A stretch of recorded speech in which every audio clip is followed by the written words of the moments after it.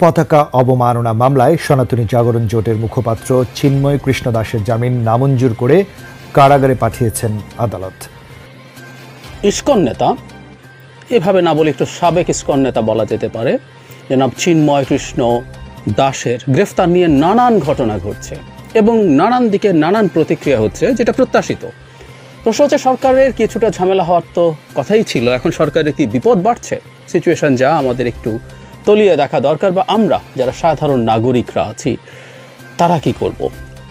কি ঘটেছে, মানে অনেকগুলো ঘটনা এখানে আছে। আজ তাকে আদালতে নেওয়া হয়েছিল, আদালত তার জামিন নামঞ্জুর করেছেন। জামিন নামঞ্জুর করার মাধ্যমে একটা জিনিস খুব ক্লিয়ারলি বোঝা গেল যে এটা সরকারের ভেতরে থেকে কেউ কোনো অন্তর্ঘাত করতে চেয়েছে, ব্যাপারটা তা না। আর কোনো উপায় না পেয়ে অবশেষে সরকার কঠিন পদক্ষেপ নিল। ইটস ভেরি টাফ পদক্ষেপ। সরকারকে আমরা ধন্যবাদ জানাই, সরকার সাহসী পদক্ষেপ নিয়েছে। আপনারা জানেন দর্শক, চিন্ময় কৃষ্ণ দাস ব্রহ্মচারী একজন ইসকন নেতা। নানা নাটকীয়তার পর অবশেষে ইসকন নামের একটি সংগঠনকে নিষিদ্ধ ঘোষণা করেছে অন্তর্বর্তীকালীন সরকার।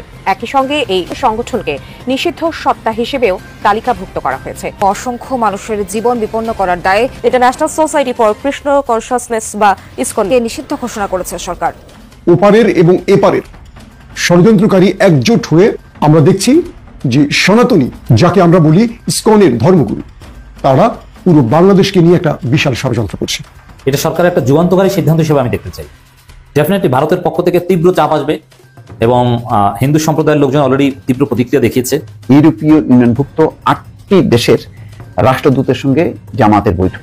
এই হিন্দু সম্প্রদায়ের লোকজন তারা প্রায় 50টা গাড়ি ভাঙচুর করে, এবং এতে সবচেয়ে যে ন্যাক্কারজনক ঘটনা সেটা হচ্ছে যে রাষ্ট্রপক্ষের একজন আইনজীবী, তাকে মৃত অবস্থায় হসপিটালে আনা হয় এবং তার শরীরে অসংখ্য আঘাতের চিহ্ন, এবং অভিযোগের তীর হচ্ছে চিন্ময় দাসের অনুসারীদের বিরুদ্ধে। এটা খুবই গুরুত্বপূর্ণ। কেন এই বৈঠক? এর একটি রাজনৈতিক কার্যকারণ আছে। এই সময় তো জামাতের সাথে বৈঠক করার কথা না, জামাত তো কোনো ক্ষমতাই নেই, বা জামাতের কেউ মন্ত্রী নেই। ইসকন নেতা চিন্ময় কৃষ্ণ এখন কারাগারে। দর্শক, চিন্ময়কে কারাগারে পাঠানোর জন্য বাংলাদেশ এখন বড় হুমকির মুখে। বাংলাদেশ সীমান্ত অবরোধের হুমকি দিয়েছে এখন ভারত। কঠিনভাবে হুঙ্কার দিয়ে যাচ্ছে একের পর এক ভারত বাংলাদেশকে এবং বাংলাদেশের অন্তর্বর্তী সরকার ডক্টর ইউনূসকে।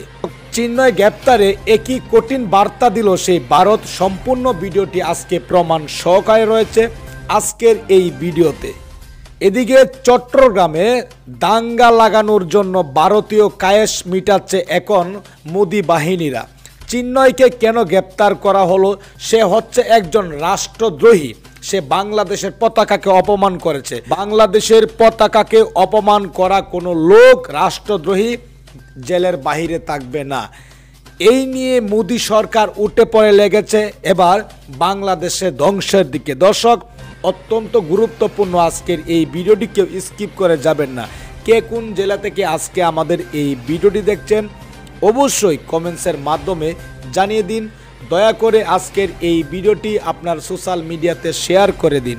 চ্যানেলে যদি নতুন হয়ে থাকেন, প্রতিনিয়ত সবার আগে আপডেট নিউজ পেতে আমাদের এই চ্যানেলটি সাবস্ক্রাইব করে রাখুন ও একটি লাইক দিয়ে দেখতে থাকুন সম্পূর্ণ ভিডিওটি।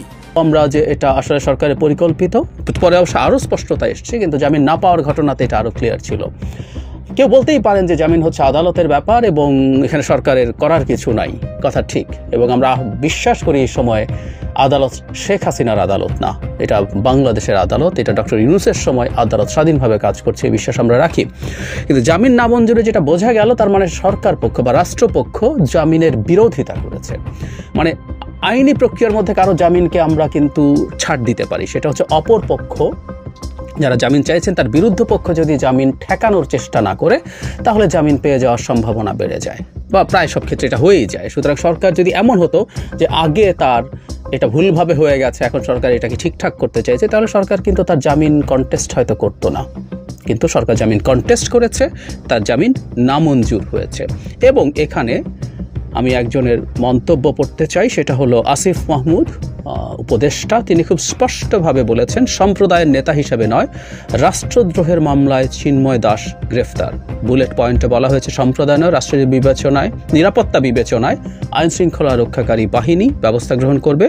অস্থিতিশীল পরিবেশ সৃষ্টিকারীদেরকেও গ্রেফতার করা হচ্ছে, জানান আসিফ মাহমুদ। সো উনি খুব স্পষ্টভাবে এটা জানিয়েছেন তাদের কাছে নিশ্চয়ই যথেষ্ট তথ্য আছে যে জনাব চিন্ময় দাস অস্থিতিশীলতা তৈরি করতে যাচ্ছেন এবং রাষ্ট্রদ্রোহ মামলায় তাকে গ্রেফতার করা হয়েছে। রাষ্ট্রদ্রোহ মামলা নিয়ে নানান রকম বিতর্ক আছে, সেই বিতর্ক আমরা আজকে সরিয়ে রাখবো, সেটা সরিয়ে রেখেই কথা বলবো। এরপর অনুমিতভাবেই কতগুলো ঘটনা ঘটেছে, তার মধ্যে সবচেয়ে গুরুত্বপূর্ণ আমরা মনে করব ভারতের অফিসিয়াল স্টেটমেন্ট, ভারত সরকারের, সেটাই যাব। হয়েছে ইসকনের দিক থেকে স্টেটমেন্ট, এবং খুবই ইন্টারেস্টিং একটা বক্তব্য আছে, খুবই ইন্টারেস্টিং, সেটাই আসবো। কিন্তু তার আগে তাৎক্ষণিক প্রতিক্রিয়া জানিয়েছিলেন যেন শুভেন্দু অধিকারী, পশ্চিমবঙ্গ বিজেপির সভাপতি, তিনি খুবই জ্বালাময়ী ভাষায় এটার প্রতিবাদ করেছেন। শুধু সেটা না, তিনি খুব ক্লিয়ারলি বলেছেন বাংলাদেশের সাথে সীমান্তে যেসব লেনদেন আছে সেগুলো উনি বন্ধ করে দেওয়ার ব্যবস্থা করবেন, উনি সনাতনীদেরকে নিয়ে অবস্থান করে সেটা করবেন। সো এটা আসতে শুরু করেছে ভারতের মিডিয়াতে, একটার পর একটা নিউজ এটা নিয়ে হয়েছে প্রত্যাশিতভাবে। দু একটা ঝুঁকির জায়গা আছে, আমি শেষের দিকে সেটা বলবো। কিন্তু বাকি দুটো প্রতিষ্ঠান যাদের কথা বলছিলাম, ইসকন, তারা তাদের যে official twitter page, X page, সেখানে তারা বলছে ডিস্টার্বিং রিপোর্টস তারা পাচ্ছেন Chinmoy Krishna Das, one of the prominent leaders of ISKCON Bangladesh, has been detained by Dhaka police. One of the leaders, ISKCON Bangladesh, উনি যদি বহিষ্কৃত হয়ে থাকেন, উনি তো এখন আর লিডার নন, কিন্তু ইসকনের কেন্দ্রীয় যে কমিটি আছে, কেন্দ্রীয় ইসকন, তাকে ইসকনের লিডার মনে করছেন।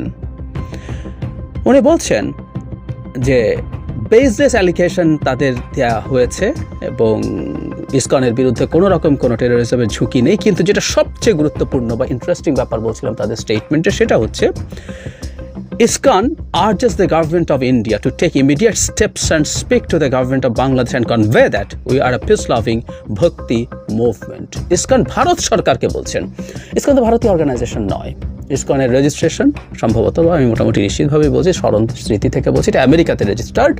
সো আমেরিকাতে রেজিস্টার্ড একটা সংস্থা ভারত সরকারকে বলছে, বহুবার বলছি ভারতের বিভিন্ন জায়গায় কতগুলো সফট পাওয়ার তৈরি হয়, সুতরাং আমেরিকায় তৈরি হোক আর যাই হোক, এটা আসলে ভারতেরই একটা সফট পাওয়ারের জায়গা, ভারতের হিন্দুত্ববাদীদের একটা সফট পাওয়ারের জায়গা। তারা নিজেরাও বাংলাদেশ সরকারকে আহ্বান জানিয়েছেন, এই আহ্বান তারা জানাতে পারেন, তারা একটা খুবই পরিচিত সংগঠন, সুতরাং তারা এটা করা মোটেও সমস্যার কিছু না, তারা করেছেন, কিন্তু তারা ভারতকে আর্জ করছেন। এবার ভারত খুব স্পষ্টভাবে বিবৃতি দিয়েছে, নিন্দা জানিয়েছে। তারা যে বিবৃতি দিয়েছে সেটার ট্রান্সলেশনটা এরকম, অনেকেই এটা ট্রান্সলেট করে পাবলিশ করেছে। বাংলাদেশের সনাতনী জনগণ জোটের মুখপাত্র শ্রী চিন্ময় কৃষ্ণ দাসকে গ্রেফতার ও তার জামিন নাকচের বিষয়টি গভীর উদ্বেগের সঙ্গে লক্ষ্য করছি। বাংলাদেশে উগ্রপন্থীদের দ্বারা হিন্দু এবং অন্যান্য সংখ্যালঘুদের উপর একাধিক হামলার পর এমন ঘটনা ঘটল।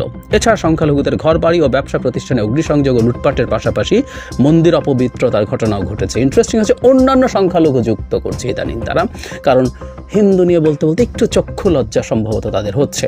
ট্রাম্পের যে টুইট করেছিলেন সেখানে আদার মাইনরিটিজের কথা বলা হয়েছিল, যদিও বাংলাদেশে এই অভিযোগ আর কোনো মাইনরিটি, অন্য কোনো ফর্মের মাইনরিটি, আমাদের তো এথনিক মাইনরিটিস আছে, ল্যাঙ্গুয়েজের মাইনরিটিস আছেন, কেউ এই অভিযোগ করেননি যে শেখ হাসিনা চলে যাওয়ার পরে তাদের উপরে হামলা হয়েছে।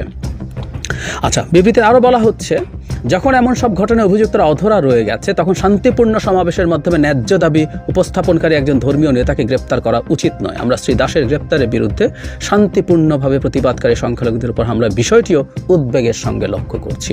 আসবো আমরা এই জায়গায়। বিবৃতিতে আরও বলা হয়, আমরা বাংলাদেশ কর্তৃপক্ষকে হিন্দু ও সকল সংখ্যালঘুদের শান্তিপূর্ণ সমাবেশ ও মত প্রকাশের স্বাধীনতা সহ নিরাপত্তা নিশ্চিত করার আহ্বান জানাই। এই হচ্ছে তাদের স্টেটমেন্ট। হিন্দু সম্প্রদায়ের মানুষের উপর হামলা, আমরা গতকাল তিনি গ্রেফতার হওয়ার পর সারা দেশের বিভিন্ন জায়গায় হিন্দু সম্প্রদায়ের মানুষ ইনস্ট্যান্ট মিছিল করেছেন, ছোট ছোট সমাবেশ করেছেন, শাহবাগেও সমাবেশ হয়েছিল। আমি গতকালই খুব ইনস্ট্যান্ট একটা ভিডিও করেছিলাম যেখানে আমার কাছে একটা তথ্য আমার মাথায়, আমি পাইনি তখনও, পরবর্তীতে পেলাম যে সেখানে সমবেত হিন্দু সম্প্রদায়ের মানুষের উপরে সাধারণ মানুষজন, মানে নন পুলিশ, নন আইন শৃঙ্খলা রক্ষাকারী বাহিনী হামলা করেছিল। এটা অত্যন্ত ন্যাক্কারজনক ঘটনা, অত্যন্ত গর্হিত অপরাধ। সরকারের খুব দ্রুত উচিত হবে হিন্দু সম্প্রদায়ের মানুষ যেখানে যেখানে প্রতিবাদ করছে, সেটা সেখানে যে আইন শৃঙ্খলা রক্ষার পরিস্থিতি যদি তৈরি হয়, সেখানে রাষ্ট্রীয় বাহিনী ইন্টারভেন করবে। বাইরে থেকে যেই করুক না কেন তাদের বিরুদ্ধে আইনগত ব্যবস্থা নেবে। এটা খুব স্পষ্টভাবে আমরা দেখতে চাই। যেমন জনাব চিন্ময়কে আজ আদালত থেকে বের করার সময় ওখানে বেশ কিছু হিন্দু সম্প্রদায়ের মানুষ সমবেত হন, তাকে নিয়ে যেতেও সমস্যা হয়েছে। একই ধরনের ঘটনা বিভিন্ন জায়গায় হবে এবং এই পরিস্থিতিতে যদি অন্য সম্প্রদায়, মুসলিম সম্প্রদায়ের মানুষের সাথে যদি তাদের সংঘাতের পরিস্থিতি তৈরি হয়, এক ধরনের দাঙ্গা লেগে যাওয়ার সম্ভাবনা আছে। সরকার এই ব্যাপারটাতে খুব সতর্ক থাকা উচিত বলে আমার মনে হয়। সরকারের থাকতে হবে। অলরেডি সরকার এই ধরনের ধারণা করে সম্ভবত পদক্ষেপ